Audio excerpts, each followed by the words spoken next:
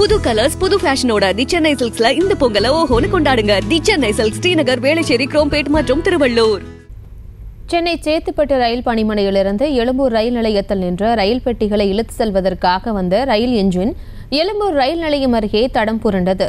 இது தொடர்பாக மேலும் விவரங்களை எமது செய்தியாளர் வினோத்திடம் கேட்கலாம். வினோத், வணக்கம். மேலும் விவரம். சேத்துப்பட்டு ரயில் நிலையத்தில் ரயில்வே பணிமனையிலிருந்து ரயில் இன்ஜின் ஒன்றானது சென்னை எழும்பூர் ரயில் நிலையத்தில் நிறுத்தி வைக்கப்பட்டிருந்த ரயில் பெட்டிகளை இழுத்துச் செல்வதற்காக இந்த இன்ஜின் மீண்டும் எழும்பூர் ரயில் நிலையத்திற்கு கொண்டு வரப்பட்ட போது ரயில் நிலைய நடைமேடையில் உள்ளே நுழையும் போது இந்த ரயில் இன்ஜின் ஆனது திடீரென தடம் புரண்டு 3 சக்கரங்கள் ரயில் இன்ஜினுடைய 3 சக்கரங்கள் தடம் புரண்டு விபத்துக்குள்ளானது அதிர்ச்சியை ஏற்படுத்தி உள்ளது. சென்னை எழும்பூர் ரயில் நிலையத்தில் நடைமேடை ஒன்றில் நிறுத்தி வைக்கப்பட்டிருந்த புதுச்சேரி பயணிகள் சென்று வந்த ரயில் பெட்டிகளானது நிறுத்தி வைக்கப்பட்டிருந்தது.